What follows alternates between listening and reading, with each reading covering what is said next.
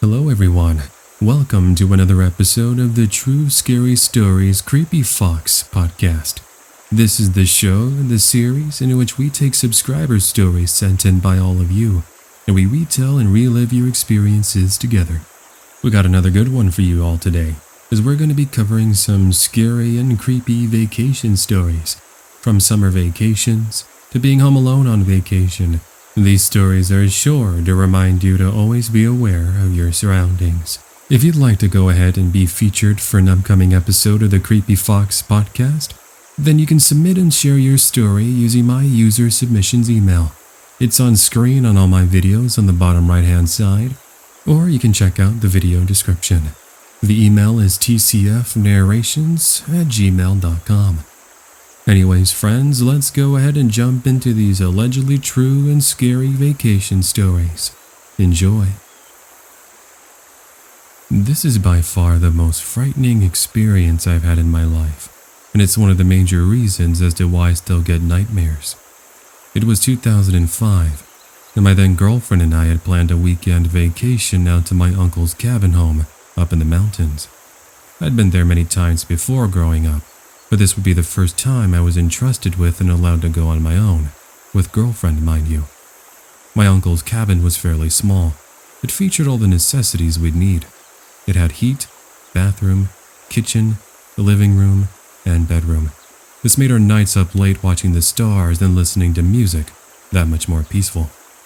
You see, we were part of this music duo in which we would sing and play at coffee shops, and apart from the vacationing to the cabin, we were using this time to write some new songs. On one of the afternoons there, my girlfriend was taking a nap and I was outside playing guitar on the front porch. In the distance behind the tree line, I saw movement, which at first I thought might have been a wild animal. While it was common to see animals such as deer or rabbits, bears were my main concern. Not that it was a problem, since again we could have just gone into the home to retreat, but the last thing I needed was to go take a pee behind the trees and a bear to just come out of nowhere and shred me into pieces. Well, after staring in the direction for a few more moments, the figure becomes more detailed, and it's now I see a man dressed up in a hunting outfit. I see he's got a rifle and a backpack with him, and he's got this look that I just can't get out of my head. It's a look I would best describe of when a predator notices a helpless meal minding their own business. We can use a crocodile stalking a zebra while it's wading in the water ready to pounce as an example. That's the sort of vibe this guy was giving off. As to not provoke or start any issues, I kindly waved hello, to which he did the same, before coming up to the front porch and saying he was camping in the area. One thing that caught me off guard was that I knew very well this area was off limits for hunting, so why would he be out here with his rifle? It was a bit concerning, to say the least. When asking on if he knew about the rules in the area, he told me he was just out here doing some target practice, and that he meant no harm. So basically a trust me moment, bro. I still, for whatever reason, had a bad feeling, but after he wished me a good afternoon and disappeared back into the tree line, I took his story as the truth, and soon forgot about ever seeing him. Fast forward to later that evening, I want to say about 1 a.m. My girlfriend is fast asleep and I'm waking up thirsty and in the mood for a glass of cold water. Putting on my slippers, I make my way into the hallway and I begin the short walk to the refrigerator. Just as I'm about to enter the kitchen, I saw a shadow pass behind the curtains in the kitchen window. I ended up having to do a double take, and I nearly froze when I ended up hearing the undeniable sounds of the kitchen back door begin to shake. I looked at the door handle, and it was moving. One thing was very clear. My girlfriend was in bed, and no wild animal would just try and open the door. Who would be outside, and why? I remember quietly making my way toward the kitchen window and seeing if perhaps I could get a better glimpse at our mysterious visitor. I did see someone, and it sends shivers all over me. Remember that man I saw earlier? The hunter with the rifle? Sure enough, there he was, but now he's walking past the window I was staring out of. I ended up jumping back and sweating bullets, thinking he might have seen me. I don't think he did, but this would be the least of my concerns. Maybe about 30 seconds later, as I'm heading to check up on my girlfriend, I hear a loud gunshot which sends me flying straight to the floor. This was followed by another few shots that were accompanied by glass breaking. I couldn't believe it. But as I had found out, the man was firing at the cabin. For whatever reason, I have no idea, but here we were trapped in this cabin in the middle of nowhere with no phone reception. Yes, my girlfriend did wake up with the shots, and we ended up hiding under the bed with the pistol I had thankfully brought with me. After what felt like an eternity, all fell silent, and we no longer hear any more shots, or even footsteps. We must have laid under that bed for a good solid hour, until I had the courage to crawl out and do a scan of the property. There were bullet holes in the walls, and some of the cabin windows were shot out, which would explain the glass shattering we heard. Our car's windows were smashed, and the doors were scratched as well. Now, what we had done to aggravate such a situation, we're not exactly sure. But what we did do is clean up the glass from the car as best as we could, put some pillows and blankets over everything, and drove back into the city. Once we had phone connection, we called the authorities and explained the entire incident to them. An investigation by the police department was launched, but it's sad to say the man responsible was never caught. Who he was, to this day I can't tell you. What I can tell you is if this was his idea of a sick joke, he took it too far. This is a scary story of mine I've been meaning to write up and share with the Creepy Fox for a while, and I really hope that by the end of my retelling, you'll learn the importance of double-checking windows and doors, ensuring they're locked. I guess we just go about our lives like normal, that the last thing you expect is to deal with a home intruder, or worse. So let me take you back a few years. 2017. It's spring break and I'm returning back home for the week to stay with my mom and dad, for the first time since I'd moved out to my university's dormitories. It was nice being able to see them again, but what was also nice was what would be happening with my older brother Andrew. He was getting married later that week, and I was so excited to finally be able to hang out with him and his wife-to-be, who I'd only met once at a family dinner a few years prior. Before the wedding and the celebrations, I was staying at the house on my own one evening because my parents had met up with my dad's boss, Kevin. Kevin had set up a potluck for all the employees, and my dad didn't want to cancel on him since he had planned it for weeks. Thankfully, it didn't mess with our planned wedding schedule. Anyway, seeing that my parents live in a quiet middle American suburb, at night things are very quiet. You might hear a car drive by here and there, and crickets chirping their tunes outside, but that's really it. This was perfect for me since I took advantage of the peace and quiet to play some Left 4 Dead 2 on my gaming laptop with some friends on Steam. I was on the couch in the living room, by the way. While deep into one of the levels and laughing my behind off because of all the silly and dumb SpongeBob mods I put into the game, I became aware of some noise. No, not from the game. Trust me, there was plenty of that. But from what sounded like the garage. My parents' garage is literally right next to the kitchen and is connected via a door. Since I'm in the living room next to said kitchen, I hear this oddity. I told my friends over Skype I was going to check things out, and I remember them joking about how someone broke in, but little was I to know how right they were.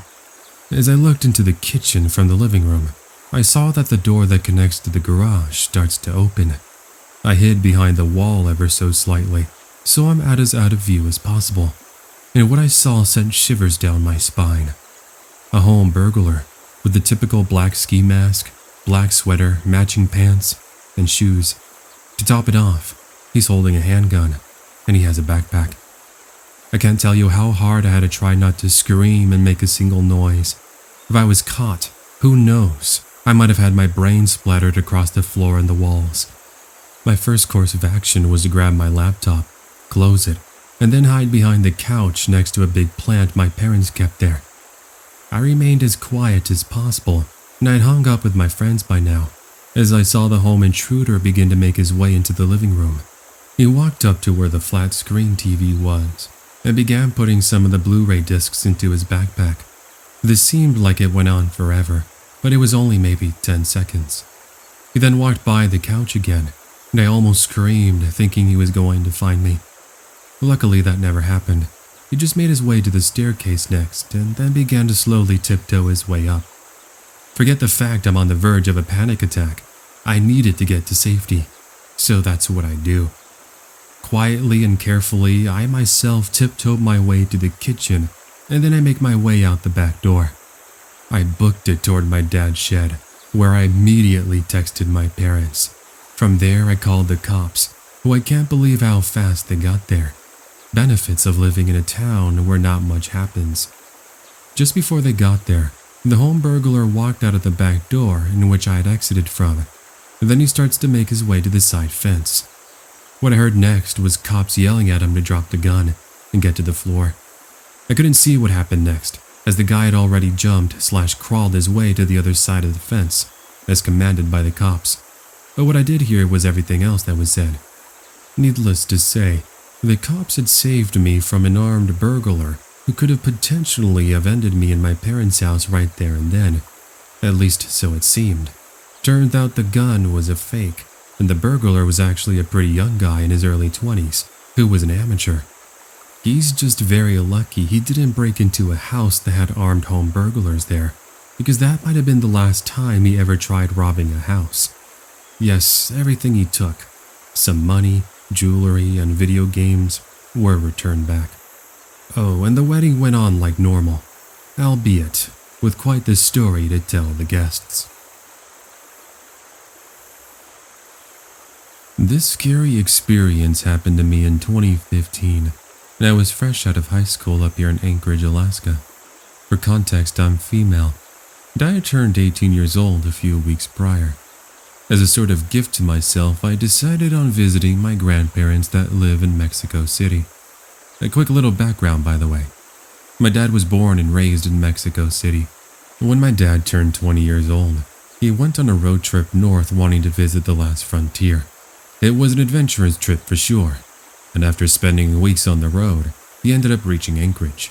It's here he met my mom, and of course one thing led to another, and I was eventually born. Not that it's too important to my scary retelling, but I just thought I'd bring it up as a cool fact. Anyways, enough of that. I packed my bags, boarded my flight, and after a long day of traveling that saw layovers in both Seattle and LA, I finally reached Mexico City, exhausted, but happy to be away from home. Admittedly, it was a bit intimidating, seeing as I'd never left Anchorage my whole life, but once I was with my grandma and my grandpa, my nerves had come to a rest. The next few days are spent catching up with family members I'd only talked to on the phone and eating delicious and authentic Mexican food. Tamales, pozole, enchiladas, tacos de lengua, my personal favorite by the way, and so much more. Now, apart from me wanting to see my family and hang out with them, I also wanted to explore Mexico City, check out the landmarks, and maybe even catch up on the history. Quick facts, by the way.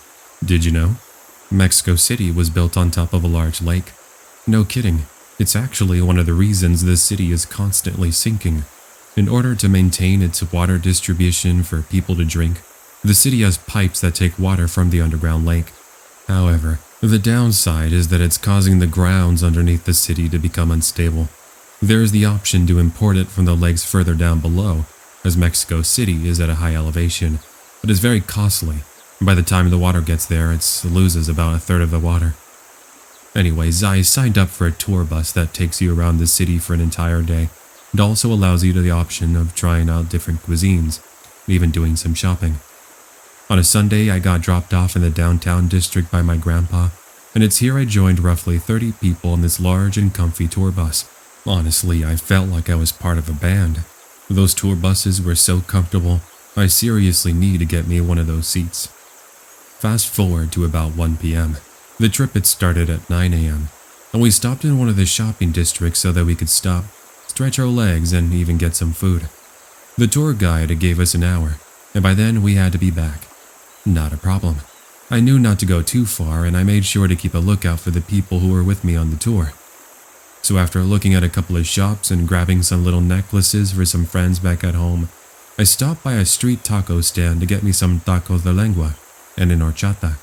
Just for those tacos alone, I'd go back to Mexico City in a heartbeat, just without the scary encounter I'm about to go over. So like anyone, when you've had an ice cold drink in hot temperatures, you're bound to want to use the restroom, and I was no different. I tried to find a place to go and pee, but everywhere I was going either charged or had you buy something. I was almost going to, but then a lady who saw me asking told me there was restrooms behind the store that was open for the public. Sure, it may not be the best idea to go down a little quiet alleyway to do your business, but it would be quick. What's the worst that could happen? I made my way down this little alleyway, with walls on both sides and some boxes filled with shoes from the local business surrounding me, and I reached the little building with the restrooms. They actually looked pretty fancy and clean, which ended up relieving some of the stress that I'd bump into some stranger. Regardless, I pee, I wash my hands, check my phone for the time, and then I exit the building. Too bad there is now an obstacle blocking me. A man, just a man, 40 years old, with a large belly, mustache, hat, dress shirt, and jeans, staring me down like I was an alien. I try to get past him, but he just steps in front of me and tells me to be quiet. I'm telling him I have to get going, but he just keeps standing there. Bear in mind I'm speaking to him in Spanish as I'm a fluent speaker, so I don't know what his problem was. Well, turns out he has a problem with me, because the guy took out a switchblade and then demanded I hand over my phone, purse, and any other belongings I might have had on me. Just picture this sight. You're in a country you've never seen before. You're in this alleyway away from people, and now you got some complete stranger pulling out a knife on you and telling you to hand over your belongings. What do? Well, let me tell you what I did. As I'm standing there, arms shaking, palms sweating, and heart beating out of my chest, my body gets a mind of its own, because with all my might, I kicked this guy straight in the family jewels. Big mistake. The guy loses it and tells me how I was going to pay, which was the message to me of, "Girl, you better run now." And so I did. I was running, screaming like I'd seen a ghost, and I managed to grab the attention of some police officers who thank God were walking nearby. They saw me, and all I did was point in the general vicinity of where the man was chasing me from. They went after him, and as I looked back, I saw the man stumbling back into the alleyway, not really sure where he could have gone as it was a dead end. Needless to say, I didn't stick around to find out more as I was already running late for the bus, and I didn't want to ruin everyone else's tour. Yeah, not exactly the greatest thing to bottle up of almost getting mugged in an alleyway, but it is what it is. At the end of the day, I got back home to my grandparents and I had a complete nervous breakdown, finally venting from the incident. For the rest of the vacation did see me a bit paranoid, but after spending some time with the family, I was able to eventually forget about the scary aspect of my experience and move on with my life. So here we are all these years later. I'm glad I can share this with the rest of the Creepy Fox crew, in which I hope you'll learn some valuable lessons from me. If you do plan on traveling to a different country, make sure you're with somebody at all times. Yes, there were the people I was with, but as I never told anybody about where I was going, they had no clue what was occurring. Also, it's better just to pay the small fee and use a restroom inside a restaurant or somewhere where there's going to be plenty of people, because you don't know who might be lurking around in the shadows trying to mug you. Lastly, when in doubt, run like heck and defend yourself at any means possible. When you hear the word vacation, what's the first thing that comes to mind? Being able to get away from your Monday to Friday work schedule, or school schedule in my case, and just enjoy yourself. Being able to surround your life with delicious foods, fun activities, and trips to the spa sounds like the perfect recipe for relaxation. And while my vacation did start off as just that, little was I to know the scary experience I would have that left me going, wow. Alrighty, so like any story you've heard here on the Creepy Fox, allow me to give you some context in order to paint a better picture. I'm female, 30 years old currently, and I decided to go on vacation to San Francisco in 2013, which would make me 22. I was a huge fan of Paramore at the time, and they would be playing at the Warfield Music Venue in downtown SF. I had already planned on going to San Francisco later that year, so I thought to myself, why not just go a little bit earlier? I can knock two things out of the way and see my favorite band perform too. Nice. Along with me would be going my fellow Paramore fan and cousin Eric. He was 24 at the time, and just like me, enjoyed attending concerts and listening to loud music in his room. Anyways, When we arrived in San Francisco, we had no idea how long of an adventure we'd have just to get to the Hilton Hotel in the downtown district. Once there, we checked in, put our bags in our beds, then went to grab some late lunch. After we spent the rest of the day exploring the nearby districts, before calling it a night. Fast forward to the next afternoon, we arrived at the concert venue, and we waited for about 4 hours until finally we were let in. The show was insane.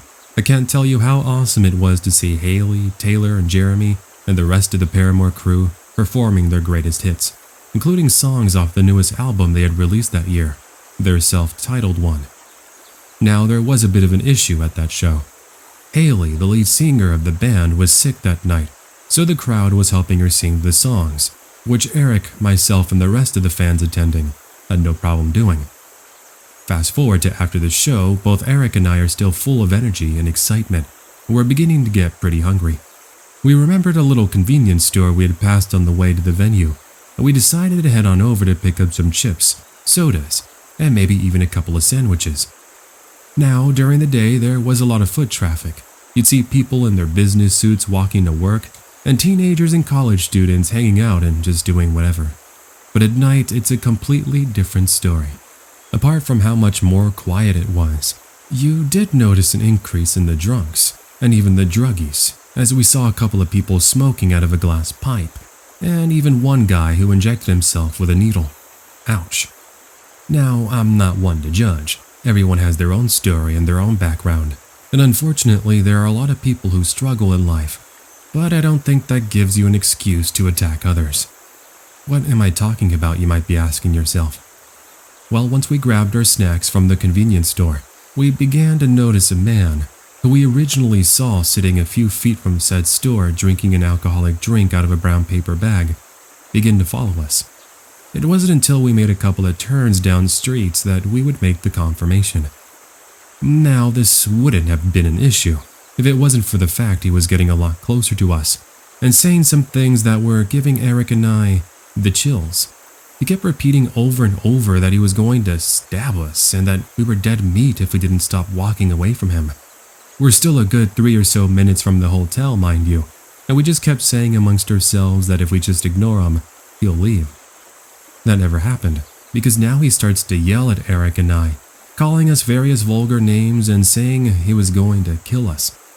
Eric was just about to say something, but what the man does next sends us running like a pack of zebras getting chased by a hungry lion. No joke. Guy reaches into his jacket, fumbles around with something, and then he takes out a knife. He starts to yell again, and then he goes into a straight-up sprint. As you can imagine, Eric and I are caught off guard, and we immediately start to book it toward the Hilton Hotel, wondering just what we had done to cause this random man that we don't even know try to come at us with a knife. These next moments feel like an eternity, but luckily it was only maybe 20 seconds. As we turn the corner of where the Hilton Hotel is and can see it with our very own eyes, we looked back for a brief moment, and we saw this guy go flying. Turns out he wasn't that great on his feet, because he bumped into a part of the sidewalk that was a little misaligned and elevated, and he does a complete faceplant on the concrete, not before the knife goes flying underneath the car. Eric and I hold back on saying anything as we continue to run and reach the hotel. Here's where we saw a security guard, and we instantly told them about the man who was chasing us just moments prior. The security guard walked out of the hotel, only to return about 10 seconds later saying that the man we described just got back up and turned back and disappeared. Not before cursing at the girl with the red dyed hair and the guy with the denim jacket. That would be us. Anyways, to say we weren't left scared and a bit confused would be quite the understatement. I look back on it now, and I sort of feel sorry for the man. Just a little. More so, I'm just left wondering what causes someone to get so mad at you that they begin to chase you with a knife. Were we really that bad at people for trying to get some late night snacks? I don't know. I just hope he got some help, and his life has since turned around for the better. Back in 1997, I was on a road trip across the United States with my wife in order to accomplish a life dream.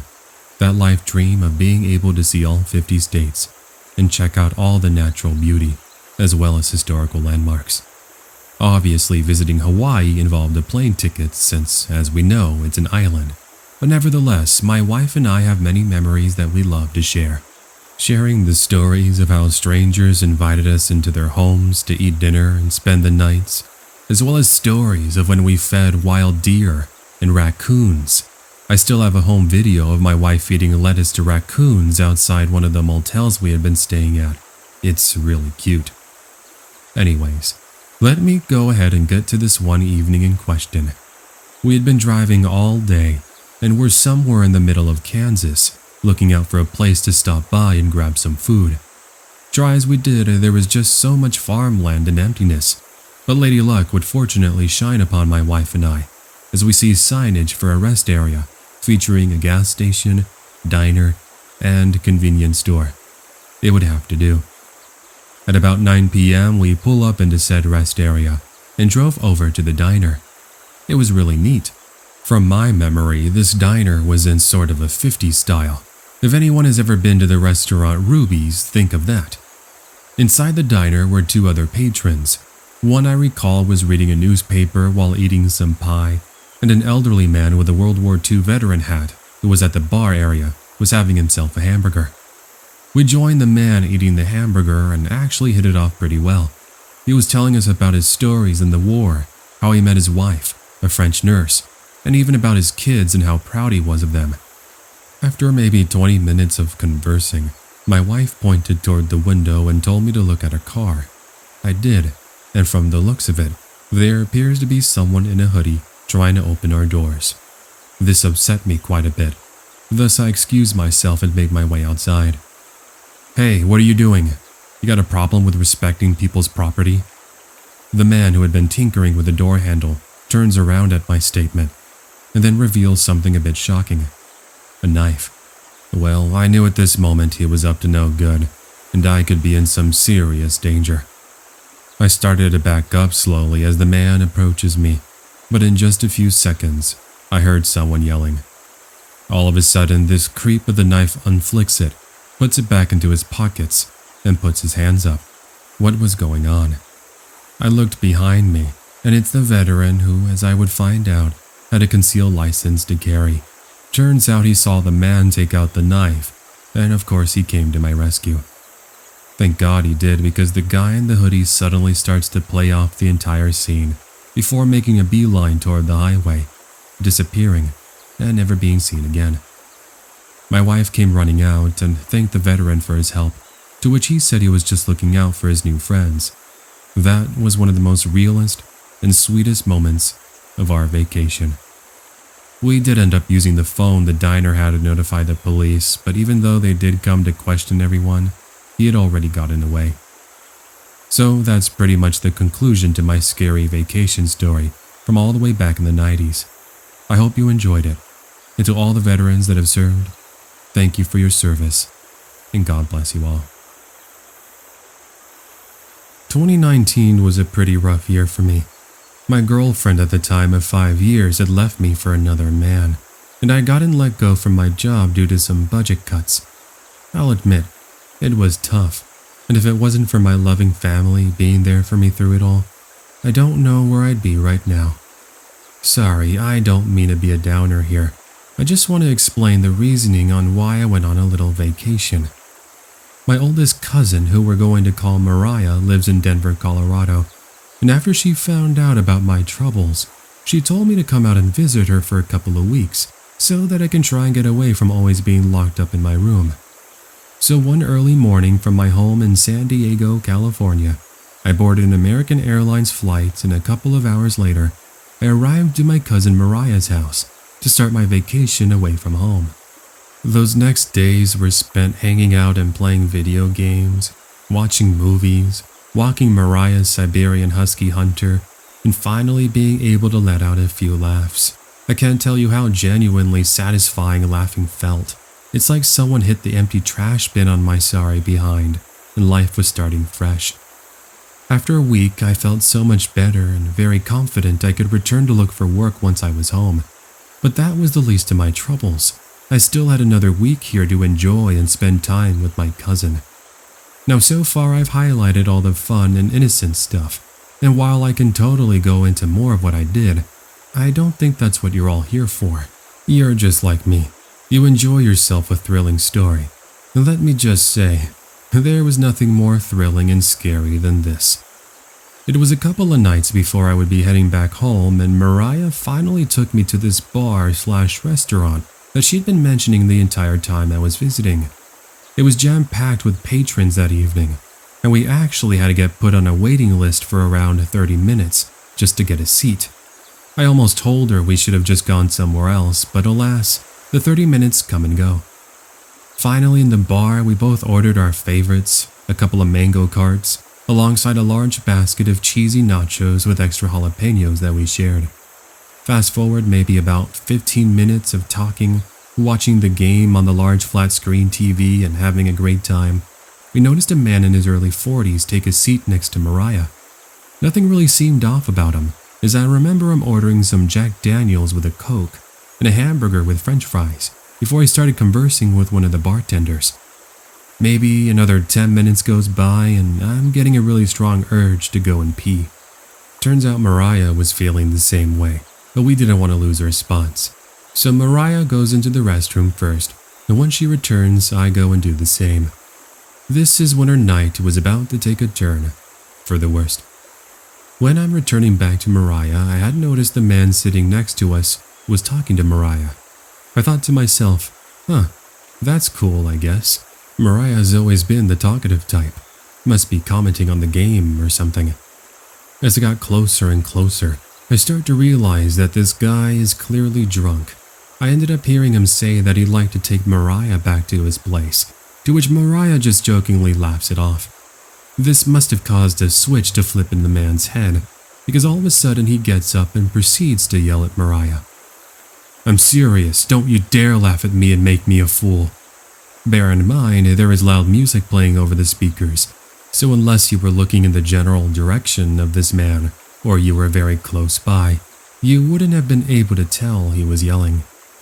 Anyways, this is when I got involved. Being the overprotective family member I am, I told the man to relax and to let it go. He tells me to get lost. Well, he said something else, but I'd rather not repeat it here. And this is when he proceeds to tell me he would kill me if I got in his way. I can't tell you how hard I had to try and compose myself as I was trying to be the better man by telling him just to drop it, but he doesn't seem to understand. While he continues to yell at Mariah and I, and patrons are just staring at us as if they're watching a movie or a TV show, the guy grabs one of his forks from the counter. He then comes at me with said fork, as I'm standing there frozen in what seems like slow motion. I don't really know how to describe it. If anyone else has been in a situation where someone's trying to attack you, you might understand.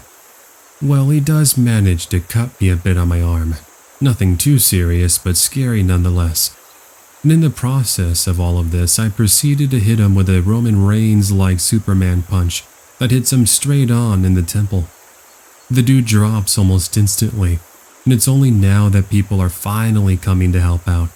One of the security guards who was outside the bar comes to check up. Meanwhile, the cops were called. The man regained his composure a short time later, and once the police got there, he got handcuffed and got put in the back seat of a police cruiser, not without a struggle that saw the guy get tasered. I was treated for my small wound, and after what felt like forever, we finally ended up going back to Mariah's place, but not without me getting barely any sleep. I was just so full of adrenaline and still shaken up by the incident I just gone through. It's not every day you go to a bar and have some drunk guy attack you with a fork. It's scary, really. But I'm just glad nothing else happened to either Mariah or anyone else at that bar. The rest of the vacation, what was left of it anyways, went by fairly uneventfully, and I returned back home in one piece. As an update, I landed a job working for a family friend's business, and I'm still there today, enjoying my life and employment. I've since met a wonderful new girlfriend, who I love very much and who also loves listening to videos on your Creepy Fox channel. We're both huge fans and we wish you nothing but the best, as well as a continued speedy recovery from your total knee replacement surgery. Has anyone else in their lives ever made a vacation friend? I'm sure many of you know what I'm talking about, but I'll go ahead and give a quick explanation to what I mean. A vacation friend, at least in my books, is just that, meeting a friend while on vacation. But what makes it different is that you'll usually become close pretty quickly. It has to do with the fact you're not together for very long. There's just something about it that's so very special. Let me go ahead and tell you about two such friends. We go back in time to 2003, when I had just finished my senior year of high school and I had turned 18 years old. During this summer vacation, I had my family from Mexico come visit me, which we lived in Southern California, by the way. As most of the visit was dedicated to places such as Disneyland and the beach, wouldn't you know, myself and my cousins got a surprise when the adults thought about going to Las Vegas. This would be the second time I had gone, since I went when I was 12. So after a couple of days of planning and spending hours at the mall getting new swimming suits, we make a drive to Las Vegas early in the morning, and we arrive mid-afternoon. I can still recall the desert heat touching our skin and practically saying, "Welcome to the hottest place on earth. Hope you like the sun." While my parents and aunt and uncle get us checked in, myself and my two cousins immediately head toward the swimming pool to cool off. It's here we met a brother and a sister. They were the same age as myself and my cousins and were some of the nicest people we'd ever met. They were from Arizona and they were here celebrating with their older brother, who had just gotten married.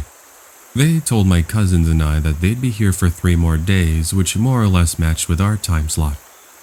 Now, so far you might be thinking, what could possibly go wrong? Apparently, quite a bit. Later that evening, we saw the brother and sister at the buffet and we went to go sit with them. It's here we're talking more or less about ourselves when we noticed this old guy. I say old, but in actuality he might have been in his early 60s, and he's staring at our group. He was dressed neatly and had slicked back grayish hair. We tried not to mind him until it becomes evident he might have some sort of interest. The man actually walked over to our table and invited all of us to join him at the VIP swimming pool. He made up a story about how he knew the owner of the hotel and was looking to give a random family the opportunity for the VIP experience. This included the VIP lounge, the spa, the VIP suites, and so much more. It sounded way too good to be true, and we were very close to agreeing with him. However, what gave it away was when we didn't see he had a VIP wristband, which you had to have one in order to enter these sorts of areas. So we tell him we weren't interested and he seems to grow visibly angry. He demands to know why we didn't want such an amazing opportunity, saying this was a once-in-a-lifetime scenario. The brother of the two new friends we met tells the man he needs to leave us alone as he was growing aggressive. That seems to do the trick, and this was the moment the older brother who was getting married walked over to the table and asked his siblings what they had done to get in trouble. We assure him we had done nothing and explain he apparently was friends with the owner. He too was suspicious about his affiliation, but then changes the subject saying he most likely had way too many drinks in his system. So fast forward to the next evening and it's just me this time, as my cousins along with my aunt and uncle have gone downtown to do some shopping. Both my parents were at the spa, which left just me. Not an issue since I met up with our vacation friends at the swimming pool and spent upwards of 2 hours going down one of the slides and playing volleyball. Just after sunset, we were in the corner of the pool, and this is when we noticed the so-called friend of the owner walk into the pool and immediately swim over to our group. We grew wary of his presence as he once again offers to let us into the VIP suite. We assure him we weren't interested, and this is when for the first time he gets physical. Not in a violent way, but he grabs a hold of my arm and starts to pull me away. I guess this was his way of playing, but it wasn't for me as I pulled back and then slap him in disgust. That was a big mistake. He starts to curse at me and my new friends, which grabs the attention of some of the others in the swimming pool.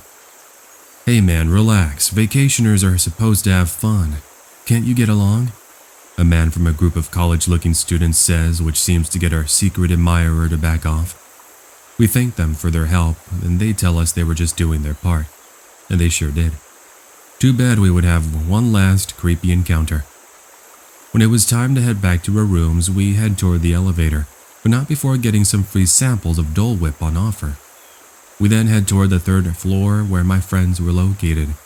We say our goodbyes for the evening, and then I make my way to the fifth floor where my family was staying. As soon as those elevators open, guess who's standing there waiting? Mr. Admirer from the pool. Now let me take that back. I don't think he was actually waiting for me, but this was just one of those worst coincidences. I gave him an awkward friendly smile as I pushed past him expecting he's getting into the elevator. But as soon as I turned back into the hallway, there he is following me. I didn't even ask what he wanted. I started running, which just my luck. I had to go all the way down a long hallway and then make a turn.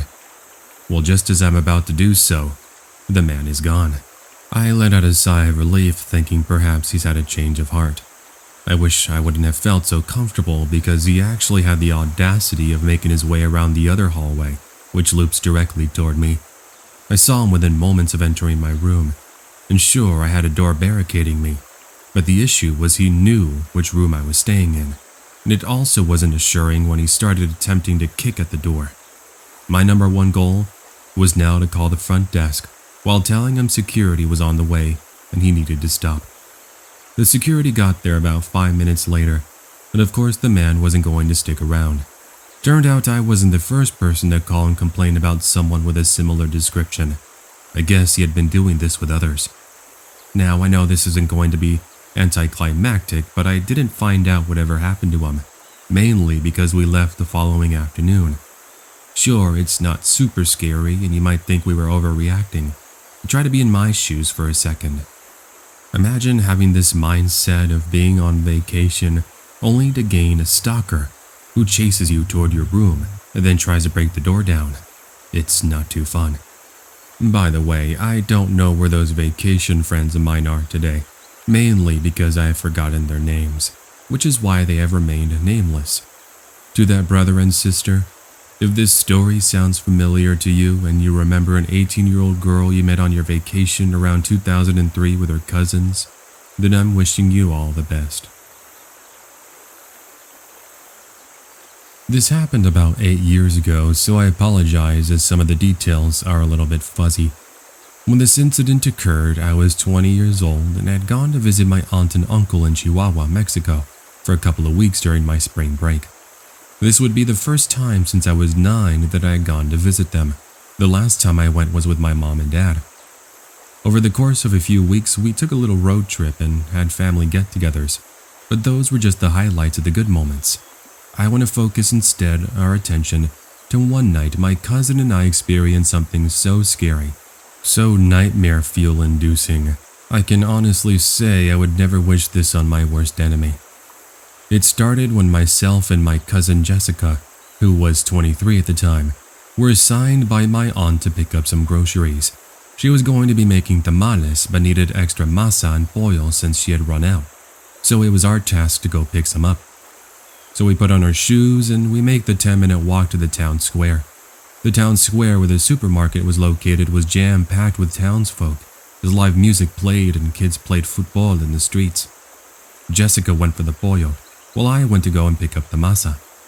When we meet up, Jessica mentioned she was being followed around the store by a suspicious-looking man, but try not to pay attention since clearly there are many people in the store. So anyways, we pay and then we began walking outside, heading toward an ice cream stand. And this is when Jessica points out that suspicious individual she had mentioned earlier. That's him. That's the guy I was telling you about. I'm not joking. But he took out his cell phone and started describing me to whoever he was talking to. Yes, I agreed it was suspicious, so we decided it was best just to leave. Halfway back to the house, we reached a construction site where new homes were being built.